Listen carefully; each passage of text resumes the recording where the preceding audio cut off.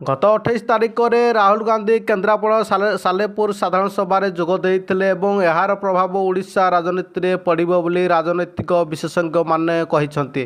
तेबे ए खबर आहुरी ओडिशा राजनीति को गरम करुच्ची। तेबे 3 तारिख में पुणी थे राहुल गांधी ओडिशा आसुचंती। राहुल गांधी को यह द्वितीय ओडिशा गस्त। राहुल गांधी रायगड़ार साधारण सभा जोगदेवा सह विशाल निर्वाचन रैली करेंगे एवं तांको सहित तेलंगानार मुख्यमंत्री रेवंत रेड्डी मध्य आसुचंती। कथा एठी होउची ओडिशा को बार बार आसीबा ओडिशा लोकन को कांग्रेस पाई केते भोट जोगाई पारुची सबुठारु गुरुत्वपूर्ण कथा। तेबे राहुल आसीबा ओडिशार कांग्रेस को संजीवनी जोगाइबा हेबो। तेबे गुरुत्वपूर्ण कथा होची दक्षिण ओडिशा रे कांग्रेस को भोट प्रतिशत बढ़िबार बोली अनुमान हेउची। गत निर्वाचन रे अर्थात 2019 रे कोरापुट एकमात्र सांसद विजय लाभ करथिले।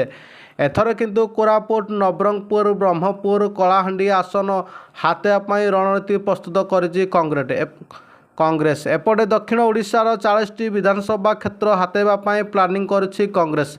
तेबे सबुठारु कथा हैला ओडिशा रे 5 रु 6टी आसन नबा पाई कांग्रेस रणनीति प्रस्तुत करिवार सूचना मिलिछि।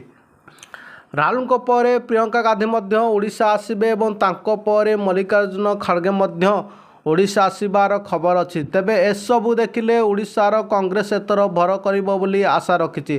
तेबे राहुल प्रभाव केते पड़छि ताहा निर्वाचन परे जଣା पड़िबो।